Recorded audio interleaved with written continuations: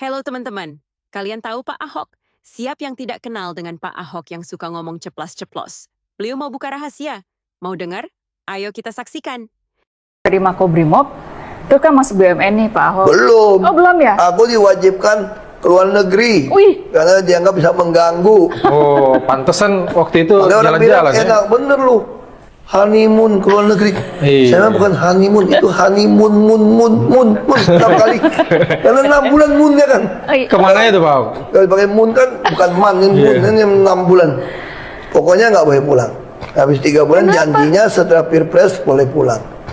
Kemudian gugat ke MK. Misalnya putusan MK, suruh berangkat lagi. Wah, kalau suruh berangkat nggak boleh pulang itu stres tuh.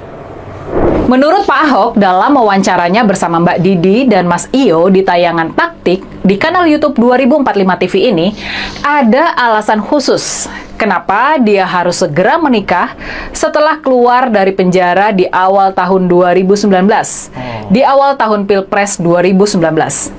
Rupanya nih, Pak Ahok diminta untuk pergi ke luar negeri selama berbulan-bulan, selama proses Pilpres tahun 2019.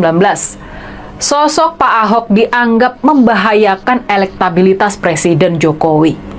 Makanya, supaya tidak menimbulkan kontroversi, Pak Ahok diminta untuk berbulan-bulan berada di luar Indonesia. Dan makanya karena itulah, karena ibunya nggak bisa menemani Pak Ahok di luar negeri dalam kurun waktu berbulan-bulan, maka dia harus segera menikah. Pak Ahok harus ditemani oleh seorang istri selama berada di pengasingannya di luar negeri. Jadi boleh dikata, Pak Ahok adalah sosok yang membahayakan Pak Jokowi. Makanya Pak Jokowi perlu membuatkan sangkar emas buat Pak Ahok, supaya Pak Ahok nggak masuk lagi ke arena politik nasional dan membuat gaduh. Setelah Pak Jokowi memenangkan Pilpres di tahun 2019, sangkar emas untuk mengurung Pak Ahok tersebut adalah jabatan sebagai komisaris utama PT Pertamina, BUMN terkaya di negara kita. Sangkar emas PT Pertamina itulah yang sekarang ditinggalkan oleh Pak Ahok untuk merebut kembali jati dirinya sebagai manusia yang bebas. Yang menarik, nah ini ada yang menarik. Ada yang lebih menarik dibandingkan yang barusan itu. Tampaknya dalam meredam efek Ahok yang berbahaya, Pak Jokowi tampaknya tidak cuma menyediakan kurungan emas. Tapi tampaknya dari kisah-kisah yang sekarang mulai muncul, tampaknya Pak Jokowi juga pernah memasukkan Pak Ahok ke dalam kurungan yang sebenarnya. Memasukkannya ke dalam penjara. Akibat tekanan massa di tahun 2017, Pak Ahok akhirnya dijebloskan ke penjara dengan tuduhan telah menista agama. Padahal, kalau saja Pak Ahok ini mendapatkan pengadilan yang fair, yang objektif, Pak Ahok pasti bisa bebas dari tuduhan yang mengada-ngada tersebut.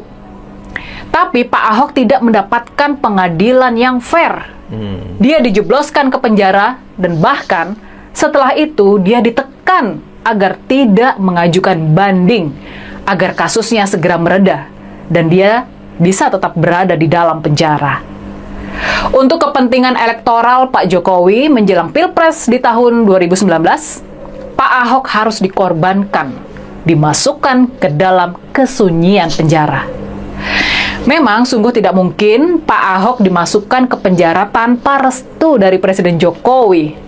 Sungguh tidak mungkin kalau Pak Ahok dimasukkan ke penjara kalau bukan untuk menyelamatkan elektabilitas dari Pak Jokowi, supaya Pak Jokowi dan kroni-kroninya bisa tetap berkuasa selama 5 tahun lagi. Pak Ahok sudah dikorbankan oleh Pak Jokowi. Pak Ahok sudah dikorbankan oleh kroni-kroni dari Pak Jokowi. Nah, makanya lepasnya Pak Ahok dari sangkar emasnya di PT Pertamina sudah pasti membuat Pak Jokowi dan para anak buahnya kalang kabut. Terima kasih sudah menonton sampai akhir. Saya akan memberitakan lagi berita yang terpopuler dan viral kepada Anda. Jangan lupa untuk subscribe sehingga Anda tidak akan ketinggalan berita-berita dari kami. Terima kasih.